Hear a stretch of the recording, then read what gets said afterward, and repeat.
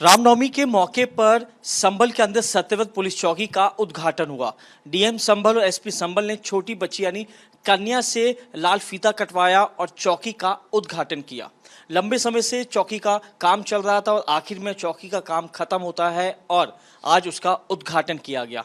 मेरे साथ बातचीत करने के लिए के बिश्नोई एसपी संभल हैं। सर, चौकी लंबे समय से निर्माण कार्य चल रहा था, पुलिस टीम और प्रशासन का पूरा उसमें सपोर्ट था और आखिर में कामयाबी हासिल होती है चौकी का आज इनॉग्रेशन। 24 नवंबर को हुई हिंसा के बाद में पुलिस द्वारा ये स्टडी किया गया कि इस तरीके की घटनाएं क्यों होती है बार बार। उसके बाद में पुलिस द्वारा ये निर्णय लिया गया जिसमें शहर के मुख्य स्थान है जहाँ पे हिंसा की शुरुआत होती है या फिर यहाँ हिंसा करने वाले लोग इकट्ठे होकर किसी एक जगह पर्टिकुलर होने के बाद में जाते हैं। पुलिस द्वारा सबसे पहले जो सबसे सेंटर पॉइंट है, फोकल पॉइंट है, वहाँ पे नगर पालिका की ज़मीन है, उसके ऊपर सत्यव्रत चौकी के लिए एक प्रपोजल बना के भेजा गया। नगर पालिका के द्वारा एनओसी दिए जाने और शासन से पैसे प्राप्त होने के बाद में पुलिस के द्वारा इस चौकी का निर्माण करवाया गया। आज ये 2 मंजिला चौकी बन के तैयार हो चुकी है। करीबन इसको बनने में 100 दिन लगे हैं।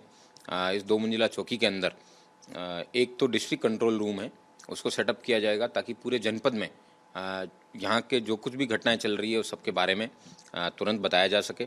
उसके अलावा यहाँ पे पीएसी जो कि विवादित धर्म स्थल है, वहाँ पे जो पीएसी लगी हुई है उसके लिए रुकने के लिए एक अच्छी व्यवस्था है, उसको प्रदान की गई है। उसके अलावा यहाँ पे जितना भी क्राइम और आसपास में मार्केट है और सांप्रदायिक रूप से काफ़ी सेंसिटिव हैं कम्युनल पॉइंट ऑफ व्यू से, तो दोनों समुदायों के लोगों के लिए यहाँ चौकी बनाना नितांत आवश्यक था। यहाँ पे बहुत लंबे समय से चौकी बनाने की डिमांड भी की जा रही थी लेकिन वो फुलफिल नहीं हो रही थी। इन्हीं सब बातों को ध्यान में रखते हुए पुलिस द्वारा इस चौकी का निर्माण करवाया गया। सर, सीसीटीवी रूम भी बनाया जाएगा, किस तरीके से पूरे जामा मस्जिद इलाके में मॉनिटर किया जाएगा और सीसीटीवी रूम से क्या तैयारी रहेगी? जनपद संभल में सेफ संभल नाम का एक प्रोजेक्ट है, वो पुलिस और प्रशासन के सहयोग से मॉनिटर करवाया जा रहा है। उसमें अभी ऑपरेशन त्रिनेत्र के तहत पहले कैमरे लगाए गए थे।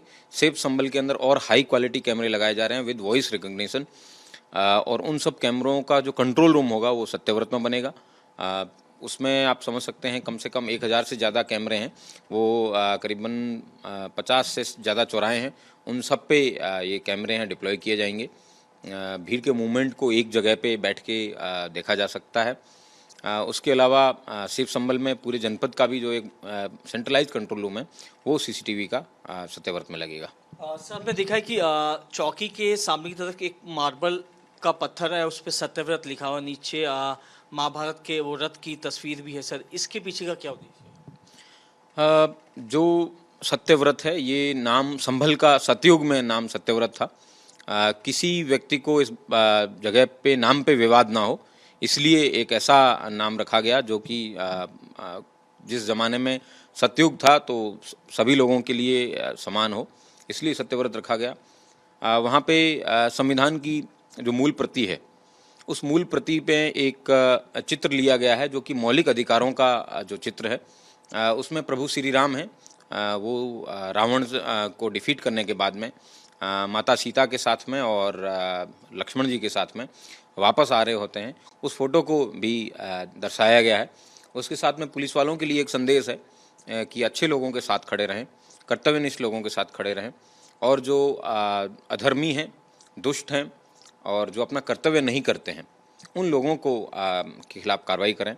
तो बेसिकली जो प्रभु श्री राम ने सत्य की विजय जो है असत्य पे और दुष्टों का नाश किया था, उसी तरीके से जो पुलिस का काम है समाज में इस तरीके के जो भी तत्व हैं उन सब के खिलाफ कार्रवाई करें। इसलिए वो परित्राणाम साधूनाम विनाशाच दुष्कृताम और इस तरीके के श्लोक हैं वो वहाँ दीवार पे भी लिखवाए गए हैं। पुलिस के द्वारा जो एनएसजी के और विभिन्न जो टीमें हैं हमारी एटीएस की, उन सब के भी फोटोज़ लगाए गए हैं और एक अच्छा रूप देने का पुलिस के द्वारा प्रयास किया गया है। सर, चौकी का दायरा कितना रहेगा? कौन कौन से इलाके चौकी के अंदर रहेंगे? जो संवेदनशील इलाके हैं वो भी इसमें कवर होंगे? हाँ बिल्कुल, जो विवादित धर्म स्थल है वो उसके सामने की जो कोट पूर्वी जिसको कहते हैं वो एरिया भी रहेगा, और कोट गरवी जो है वो मुख्य सड़क तक जाता है। तो करीबन 3 किलोमीटर स्क्वायर का एरिया जो है इस चौकी पे होगा और चौकी प्रभारी और स्टाफ जो है इस चौकी पे नियुक्त कर दिए गए हैं और मैं उम्मीद करता हूँ कि ये एक अच्छा फंक्शनल प्लेटफॉर्म है सभी लोगों के लिए काम में आएगा। निर्माण कार्य शुरू हुआ था तो कोई लोग आए थे, कहे थे कि जिस जगह पुलिस चौकी का निर्माण कार्य शुरू हुआ वो वक्फ के अधीन आती है, वक्फ की प्रॉपर्टी है, तो उसको लेके क्या जानकारी है, क्या उस पर कोई एक्शन हुआ जो लोग दावा कर रहे थे? पुलिस ने जब इस ज़मीन पे काम करवाया तो नगर पालिका से पूछा गया था और सरकारी ज़मीन डिक्लेयर होने के बाद में काम करवाया गया था।